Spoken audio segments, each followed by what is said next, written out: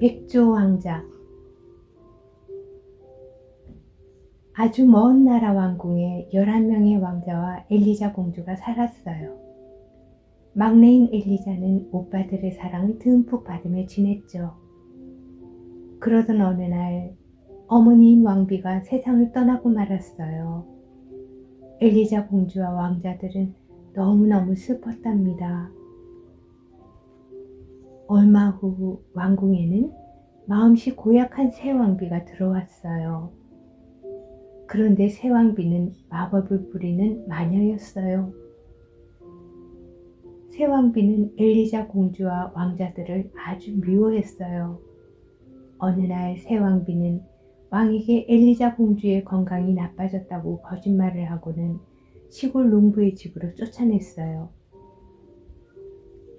15살이 될 때까지 왕궁에 들어오면 안 된다. 그리고 11명의 왕자들에게도 마법을 걸었어요. 너희들은 말 못하는 새가 되어 날아가거라. 왕자들은 11마리의 백조가 되어 어디론가 날아갔어요. 새 왕비는 왕에게 또 거짓말을 했어요. 왕자들이 나쁜 짓을 해서 쫓아냈어요. 어느덧 세월이 흘렀어요. 시골로 간 엘리자는 착하고 아름다운 소녀로 자랐어요. 마침내 15살이 되자 엘리자는 왕궁으로 돌아왔어요. 오빠들은 어디 있는 걸까? 엘리자는 오빠들을 찾아보았지만 왕궁 어디에도 보이지 않았어요. 오빠들이 간 곳을 아는 사람은 아무도 없었어요. 엘리자는 너무나 슬펐어요. 새 왕비는 아름답게 자란 엘리자를 보자 질투가 났어요. 그래서 엘리자의 모욕물 속에 두꺼비를 넣으며 말했어요. 너희들은 엘리자를 못생긴 아이로 만들거라. 하지만 목욕물 속에 들어간 두꺼비들은 장미꽃으로 변했어요. 화가 난 새 왕비는 엘리자의 얼굴에 숯검정을 칠하고 더러운 누더기를 입혀서 왕에게 데려갔어요. 이 흉측한 아이가 자기가 엘리자라고 합니다.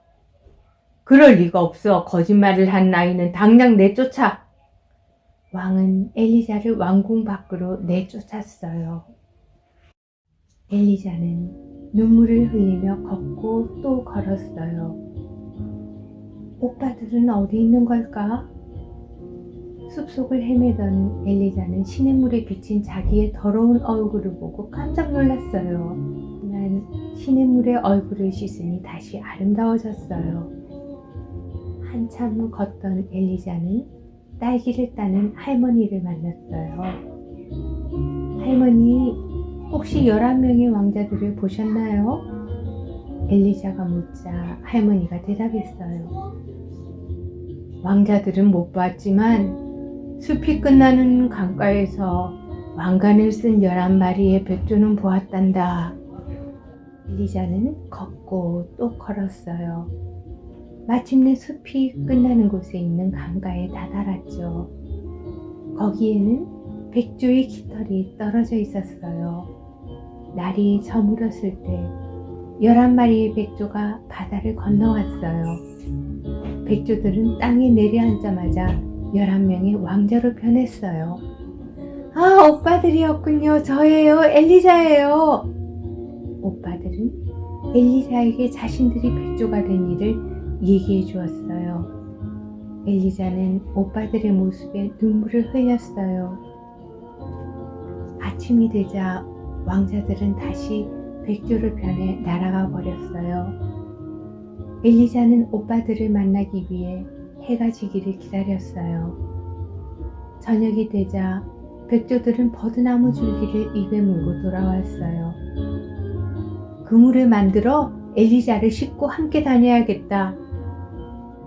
이젠 오빠들을 기다리지 않아도 되는 거예요? 왕자들은 밤새도록 버드나무 줄기로 그물을 짰어요. 다음날 엘리자는 버드나무 그물을 타고 큰 강을 건넜어요. 백조로 변한 오빠들이 그물에 네 기퉁이를 물고 힘차게 날아갔어요. 왕자들이 살고 있는 동굴에 도착한 엘리자는 잠이 들었어요. 엘리자는 꿈속에 나타난 천사에게 예언을 했어요. 오빠들을 마법에서 풀려나게 할 방법을 가르쳐 주세요. 그건 아주 힘든 일이란다. 오빠들을 구할 수만 있다면 어떤 일이든지 하겠어요. 그렇다면 교회 무덤에 있는 세기풀을 짓 이겨서 실을 만들거라. 오빠들에게 그 실로 만든 옷을 입히면 마법이 풀릴 거야. 천사는 마지막으로 이렇게 당부했어요. 하지만 옷을 다 짤 때까지는 절대로 말을 해서는 안 된다. 만약 말을 하면 오빠들은 영원히 백조로 살게 될 거야. 잠에서 깬 엘리자는 천사의 말대로 오빠들을 위한 옷을 만들기로 했어요. 엘리자는 날마다 교회 무덤에 가서 쇠기풀을 뜯었어요. 가시가 있는 쇠기풀은 손에 닿기만 해도 몹시 따가웠어요. 쇠기풀을 뒤집겨 실을 만드는 동안 엘리자의 고운 손은 상처투성이가 되었어요. 엘리자가 우리를 위해 옷을 짜고 있구나. 왕자들은 엘리자가 가엾어 눈물을 흘렸어요. 이 옷들이 다 만들어지면 옛날처럼 행복하게 살 수 있어. 엘리자는 밤낮으로 열심히 옷을 짰어요. 어느 날 이웃나라 왕이 숲속에 사냥을 나왔어요. 왕은 동굴에서 혼자 옷을 짜고 있는 엘리자를 보았죠. 너는 누구냐? 왜 여기에서 혼자 살고 있지? 하지만 엘리자는 대답하지 않았어요. 한마디라도 하면 오빠들이 영원히 백조로 살게 될 테니까요. 왕은 아름다운 엘리자를 궁궐로 데려갔어요. 엘리자에게 깨끗한 방을 내어주며 말했어요. 자, 이 방에서 네가 하고 싶은 일을 하여라. 하지만 절대로 내 허락 없이 밖으로 나가선 안 된다. 엘리자는 그 방에서 말없이 오빠들의 옷을 짰어요. 옷 8벌을 짜고 나니까 쇠기풀이 떨어졌어요. 엘리자는 쇠기풀을 얻기 위해 왕의 명령을 어기고 한밤중에 궁궐을 빠져나왔어요. 마침 그 모습을 본 신하가 왕에게 말했어요. 저 아가씨는 마녀가 분명합니다. 한밤중에 교회 무덤에서 헤매는 것을 보았습니다. 믿을 수가 없구나. 또 그런 일이 있으면 바로 알리거라. 왕은 신하에게 말했어요. 엘리자는 부지런히 오빠들의 옷을 짰어요. 10벌의 옷이 다 되었을 때 쇠기풀이 또 떨어졌어요. 엘리자는 다시 한밤중에 궁궐을 빠져나왔어요. 왕과 신하가 뒤를 뒤쫓는 것도 몰랐어요. 교회 무덤에 가서 쇠기풀을 뜯었어요. 저것 보십시오. 저 아가씨는 마녀가 분명합니다. 신하가 소곤거리며 말했어요.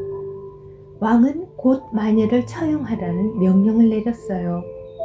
하지만 엘리자는 아니라고 말할 수가 없었어요.